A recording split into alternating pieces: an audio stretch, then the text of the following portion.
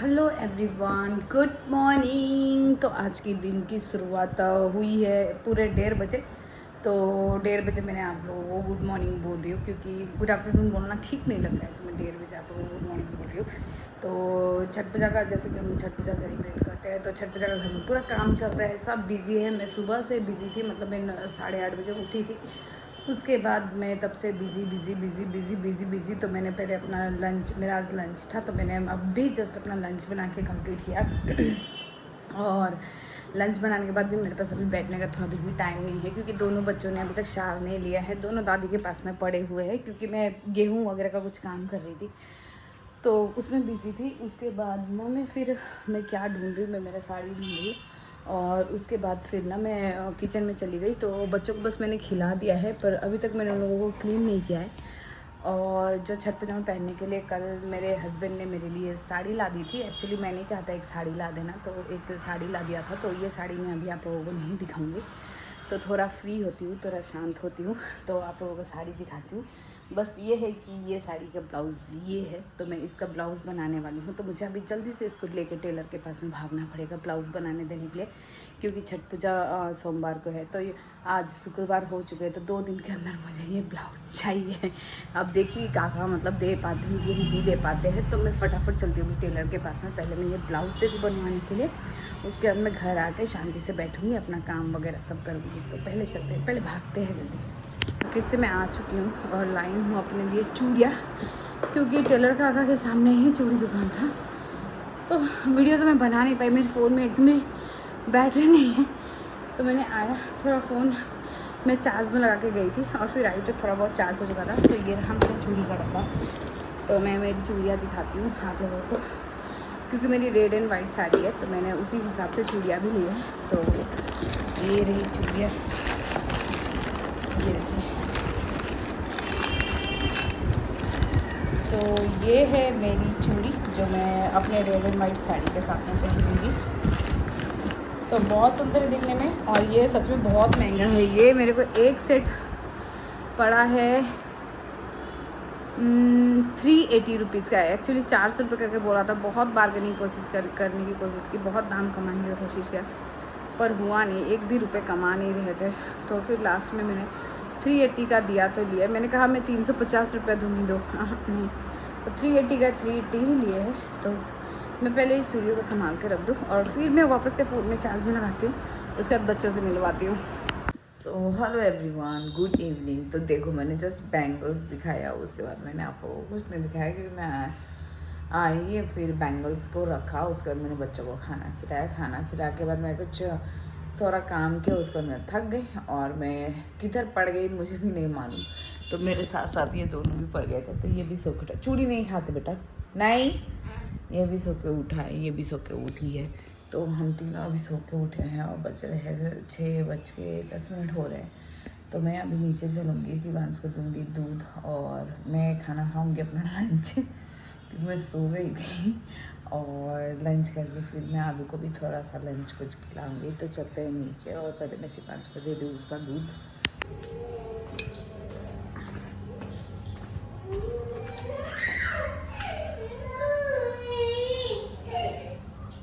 क्या है? तो लंच कर लिया है मैंने। ज़्यादा मैं चीज़ों को दिखा नहीं पा रही, क्योंकि मेरी आदत थोड़ी छूट गई थी ब्लॉगिंग की।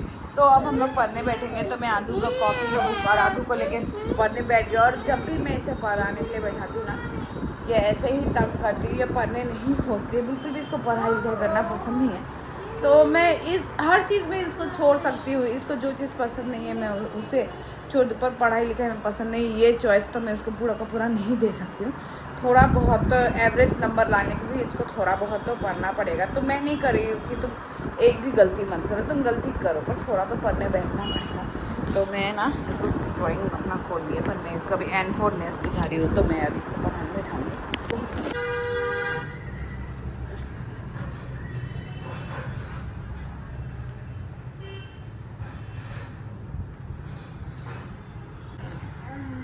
क्या लिख रहा है शिवांश? क्या लिख रहा है?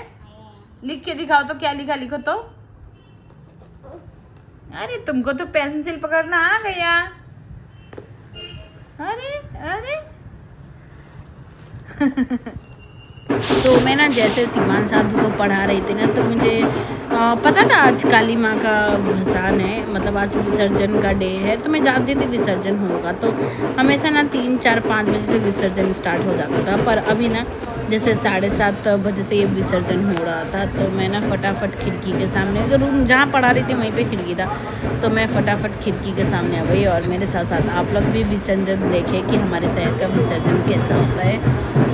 तो ना काफ़ी इमोशनल मोमेंट था मुझे फेस्टिवल के बाद, जब माता जब जाती है ना, तो मैंने आपको पहले ब्लॉग में भी कहा है, तो मेरे को ना एकदम कष्ट सा होता है, मतलब मेरे सीने में ना ऐसा लगता है कि कोई मेरा अपना मतलब 1 साल के लिए जा रहा है और फिर एकदम से 1 साल के बाद आएंगी।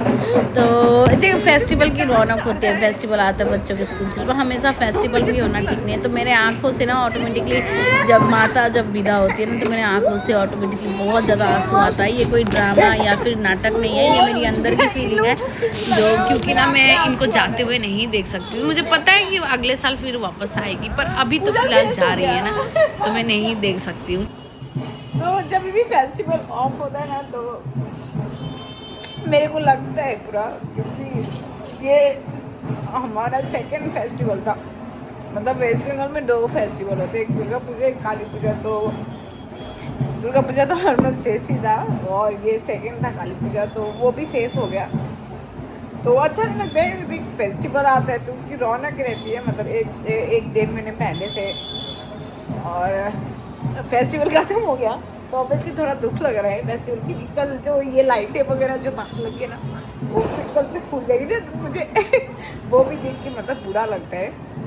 फिर मैं देखो वापस से सब कुछ भूल के आदू को पढ़ाने बैठ गई। बोला ना थोड़ा देर का दुख होता है। यहाँ नहीं, यहाँ दूसरा कलर है, यहाँ खाली।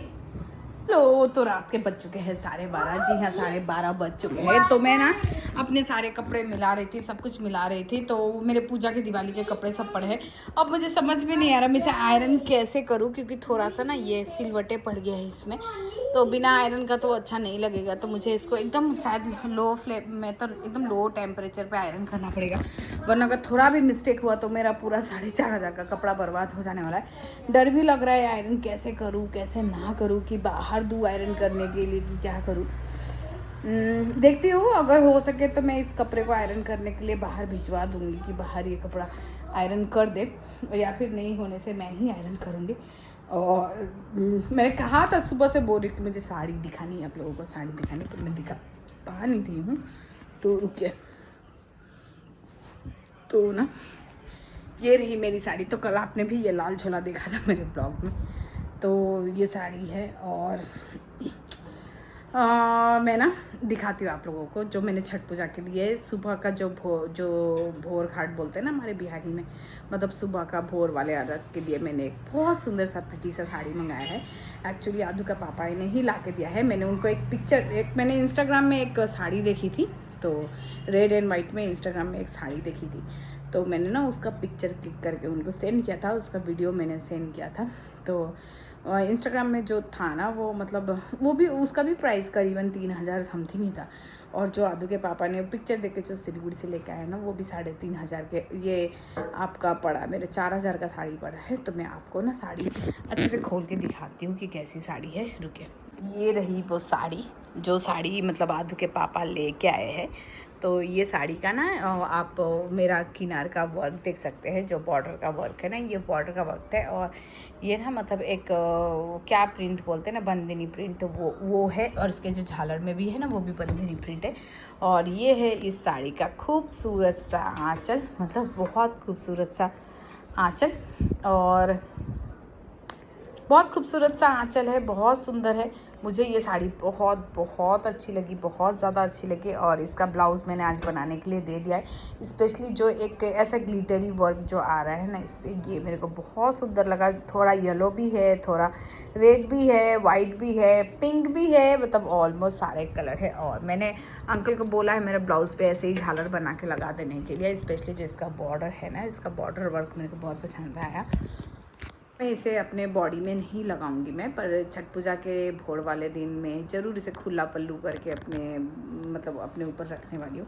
तो बहुत पसंद आया ये साड़ी मुझे। और एग्जैक्टली जैसे मैंने पिक्चर दिया था ना, वैसा ही था, मतलब बॉर्डर सेम नहीं है, बॉर्डर तो किसी दूसरे तरीके का था, पर जो इसका ब्लाउज़ था ना वो बिल्कुल जो मैंने उनके लिए पिक्चर भेजा था ना कुछ वैसा ही बंदिनी प्रिंट में था, तो ये भी बंदिनी प्रिंट में था और बहुत लाइट वेट है। तो मैं बहुत एक्साइटेड हूँ इसे पहनने के लिए, तो मैं ज़रूर इसे छत पर जाके भोर घाट में पहनूंगी। शाम के लिए थोड़ा कन्फ्यूज़ हूँ क्या पहनूंगी क्या नहीं पहनूंगी। 2 साड़ी है, 2 एक येलो है एक ब्लू है, तो सोच रही हूँ येलो पहन लूँ, फिर सोचती हूँ नहीं ब्लू थोड़ा लाइट वेट है, वो मेरे लिए आरामदायक रहेगा। तो देखते हैं क्या पहनूँ मैं।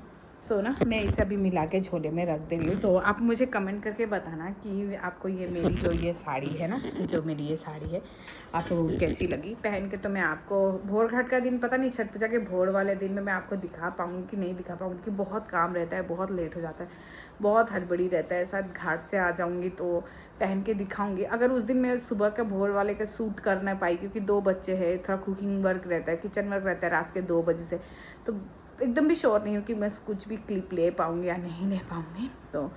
तो ना मैं आप लोगों को अगर नहीं ले पाई ना तो मैं जब घाट से आऊँगी तो थोड़ा रेस्ट करके उसके बाद आप लोगों के साड़ी पहन के ब्लाउज़ के साथ में ज़रूर दिखाऊंगी और आप लोग कमेंट करके बताना कि कैसा लगा।